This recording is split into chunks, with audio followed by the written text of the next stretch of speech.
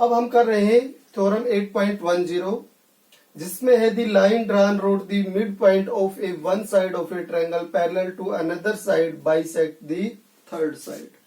Triangle में दो sides use करनी है, एक साइड का तो मिड पॉइंट लेना है और एक साइड के पैरेलल लाइन सेगमेंट हमने ड्रॉ करना है।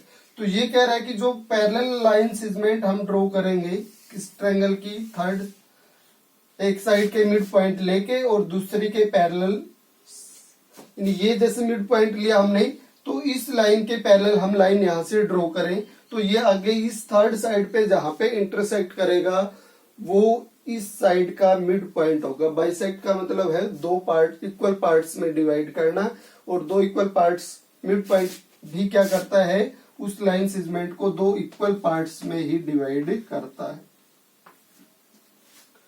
तो बाइसेक्ट होने का मतलब क्या हुआ, आगे वाली साइड का मिड पॉइंट हो तो उसके दोनों पार्ट्स क्या होंगे, इक्वल, इस मींस वो उसको बाइसेक्ट करेगा।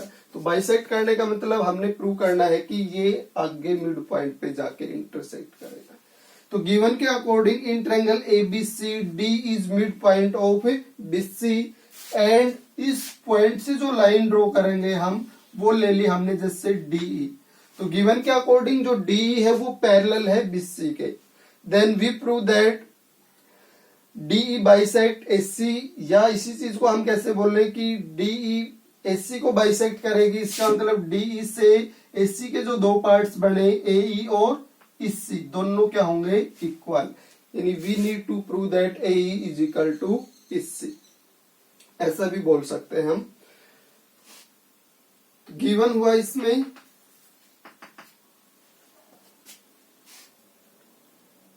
इन ट्रायंगल एबीसी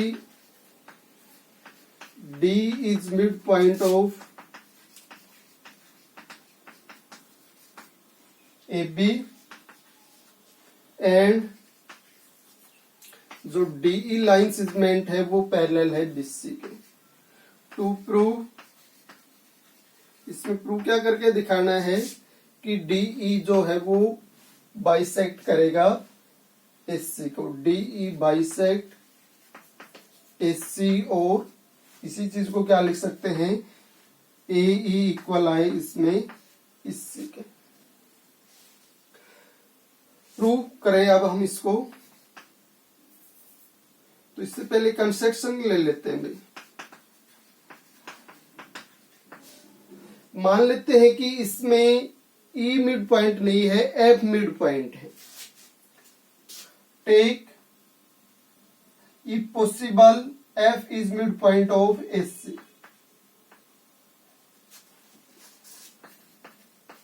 टेक, या ये प्रूफ में ही दिखा दें, take F is mid point of SC। अगर ऐसा पॉसिबल है तो F को मिड पॉइंट मान लिया हमने, E को नहीं मानना, क्योंकि हमने E को मिड पॉइंट ही शो करना है SC का। अगर E मिड पॉइंट नहीं है तो कोई ना कोई तो मिड पॉइंट होगा ही SC का, और उसको हमने क्या चूज कर लिया, F। अब इसका प्रूफ दें। If F is midpoint of SC, then by, इससे पहले जो अपने पास थ्योरम आई थी 8.9, जिसमें हमने ट्रायंगल की दो साइड्स के मिड पॉइंट ज्वाइन करवाए थे, तो वो line segment third line segment के पैरेलल और उसके हाफ के इक्वल हमने प्रूव कर दिया था। उस थ्योरम को मिड पॉइंट थ्योरम बोलते हैं हम, इससे पहले जो यूज की थी। Then by mid point theorem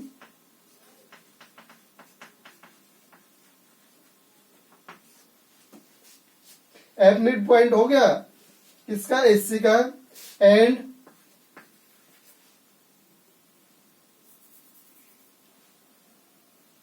D is mid point of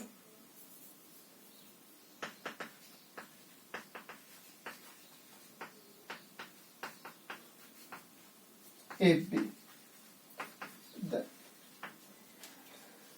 यहां लिखेंगे भी then by mid point theorem, क्योंकि दो साइड्स के मिड पॉइंट होते हैं उसमें ट्रायंगल की, तो एक साइड का मिड पॉइंट तो F हो गया और एक साइड का मिड पॉइंट D हो गया।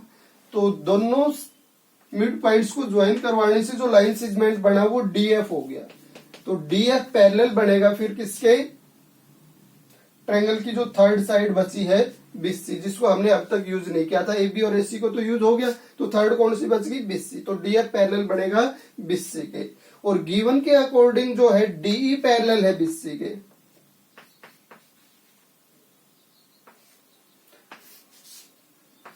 ये हो गया गिवन, और ये चीज किससे हुई थी, बाई मिड पॉइंट थ्योरम से। तो ये दोनों चीजें हो गई अब अपने पास, यानी कि डीई और डीएफ दोनों एक ही पॉइंट से निकलती हैं, और जब दो एक ही पॉइंट से निकलने वाली लाइन एक ही लाइन के पैरेलल नहीं हो सकती, क्योंकि दोनों अगर एक ही पॉइंट से निकलेंगी तो दोनों इंटरसेक्ट करेंगी, और दो इंटरसेक्टिंग लाइंस पैरेलल नहीं हो सकती। जब दो लाइन एक ही लाइन के पैरेलल होती है तो आपस में भी पैरेलल होनी चाहिए। इसका मतलब यहां से डीई पैरेलल होना चाहिए डीएफ के, डीई किसके पैरेलल होना चाहिए, डीएफ के, और ये दोनों तो एक डी पॉइंट पे इंटरसेक्ट करते हैं। अगर दोनों एक ही लाइन के पैरेलल हैं तो आपस में पैरेलल होंगी। तो यहां से तो ये रिजल्ट शो हो रहा है, लेकिन फिगर के अकॉर्डिंग तो हमें दिख रहा है कि ये दोनों कहां पे इंटरसेक्ट कर रहे हैं, डी पॉइंट पे, ये पैरेलल नहीं है। ये दोनों पैरेलल कब हो, जब अपने पास डीएफ भी डीई के ऊपर आ जाए तब ये पैरेलल हो सकती है, यानी कोइंसिडेंट तो बन जाए तब ये पैरेलल हो सकती है। तो ये रिजल्ट क्या शो कर रहा है कि एफ और ई एक ही जगह होने चाहिए, तभी इनको हम क्या बोल सकते हैं, पैरेलल। तो this implies DE parallel DF, so F and E are constant.